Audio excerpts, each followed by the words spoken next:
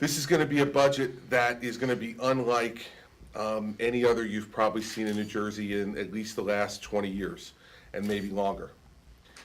And the reason for that is because we've been building to this budget for 20 years.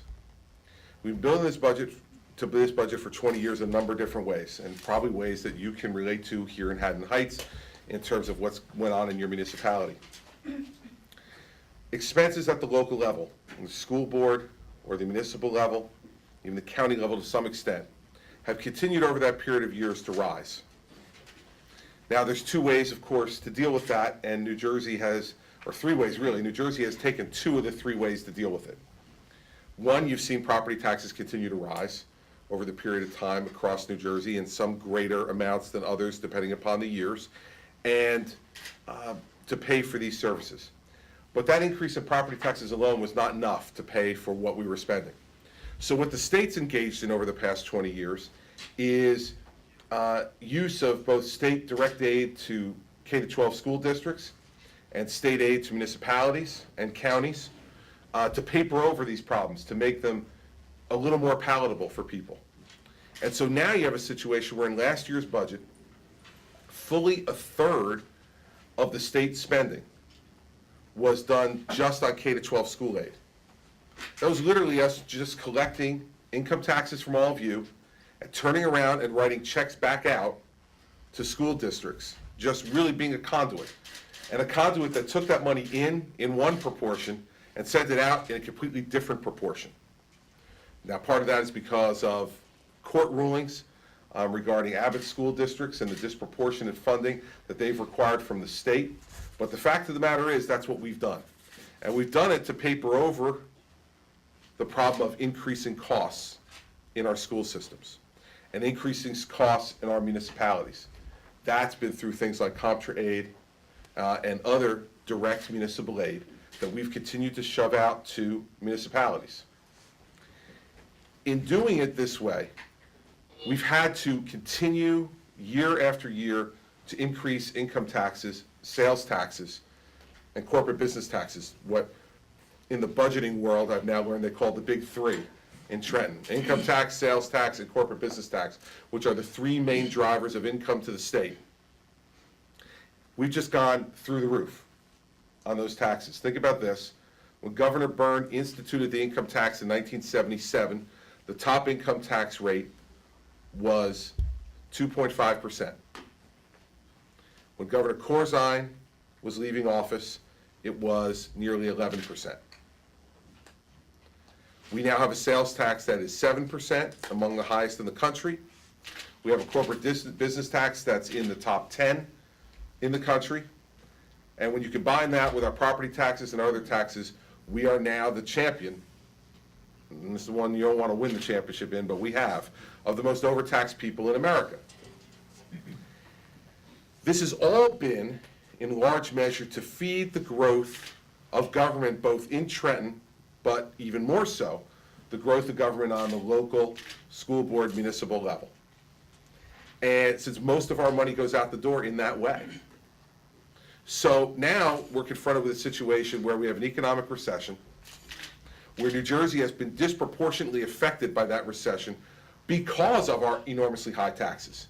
So people are not only going out of business because of the recession, those who are staying in business, many of them are leaving the state to go to places like right across the river here in Pennsylvania, where the top income tax rate is 3%, rather than nearly 11% under Governor Corzine, and now, because of the lapsing of one tax, about 9% as our top rate.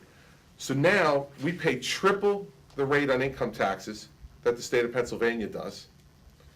And so why would people stay, especially people in this region of the state? If they can go over, I will tell you now, being in Trenton for a couple of months, you do not want to get anywhere near those bridges going over the Delaware River at like 4:30, 5 o'clock, because people are steaming from working in New Jersey over to Pennsylvania to pay that lower tax rate, to pay the lower property taxes.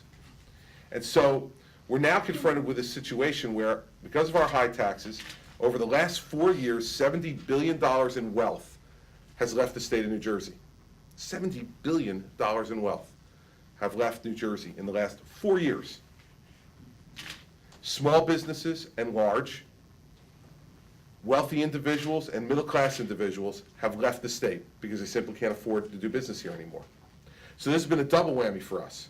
Not only are we suffering the economic recession that everyone else in the country is suffering, but we have imposed upon ourselves, because of our out-of-control tax rates, we have imposed upon ourselves an additional problem, which is we are not even attractive to those people who are doing successful business right now. And really the people who remain, who are sitting here now, the people you represent by sitting in this room and the people across New Jersey, are the people who really just are here because they love our state. Because from a business perspective, they could go elsewhere and do significantly better, just from an expense perspective. So this is the situation I'm confronted with when we come into office. And we are coming into office and being told that Governor Corzine is leaving us a $500 million surplus. That's really good news. Except when you get there on the 19th and you open the books and you get this surprise. It's really a $2.2 billion budget gap. And so we took initial, very aggressive first steps to say we're going to freeze $2.2 billion worth of spending immediately. We needed to do that because, as you know, every day that goes by, more money goes out the door. More payroll. And of the $14 billion that was left for us to spend in the rest of this fiscal year, $8 billion of it we couldn't touch. It's either debt repayment or paid according to contract with union members, or other contractual obligations we have with the federal government because we took a lot of stimulus aid, and as a result, we made agreement to keep things at a certain funded at a certain level. So we didn't have the option to cut it at that point. So that left about $6 billion left to find $2.2 billion in savings. It's very akin to the situation, in some ways even worse than the situation you found of $500,000 on $7 million. So we had to act quickly, and we did. And we froze $2.2 billion, and we are moving now towards a budget for the end of this year, which ends on June 30th, that will be in balance, and then hopefully we'll carry a surplus of about $500 million into the next year, into fiscal 11, for us to be able to help with the problems we have next year.